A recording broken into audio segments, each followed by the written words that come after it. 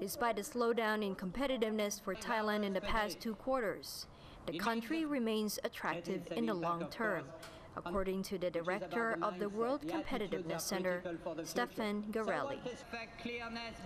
Thailand's GDP growth is 2.6% for the past 12 months, and growth is 1.4% down from the previous quarter, Garelli said at the recent Thailand Competitiveness Conference.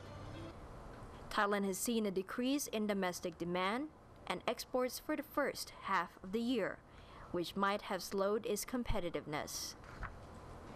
However, the Southeast Asian country has attracted long-term investment for many years and has a long tradition of competitiveness, such as the automobile sector. Garelli said he believed investors will look beyond the 2 quarters of downward growth, saying Thailand remains extremely attractive for manufacturing. He said competitiveness will not be highly impacted by slower growth, but rather business laws, such as corporate tax and the continuous liberalization of the financial sector. And I think that for the moment, Thailand has just to make sure that you have a policy in place. The real issue about competitiveness is that actually companies can adapt almost anything, but they need to have a policy that doesn't change. So predictability is a very important factor in competitiveness for enterprises. The director said Thailand is on the right track to enhance competitiveness by tackling its infrastructure, although he suggested that logistics is key.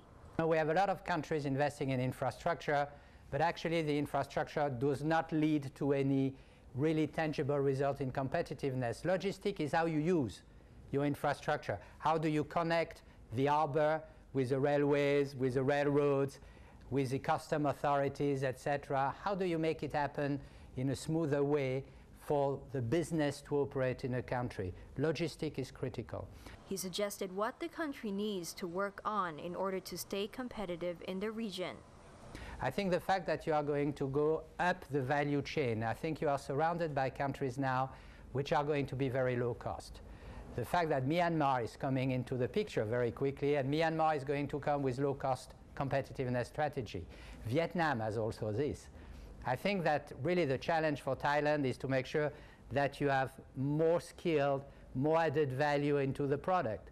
And this leads, of course, to education, because you have very low level of unemployment, but basically the skill of the workforce has to be increased a little bit more. Not enough engineers, not enough people who are able to manage processes, technical processes, and I think this is important for the future of the country. Thailand ranks on the 27th position out of 60 countries surveyed by the IMD World Competitiveness Yearbook 2013. The country has moved up 3 ranks from last year and comes 3rd among Southern ASEAN countries, behind Singapore and Malaysia, and ahead of Indonesia and the Philippines. Winachongprasit reports.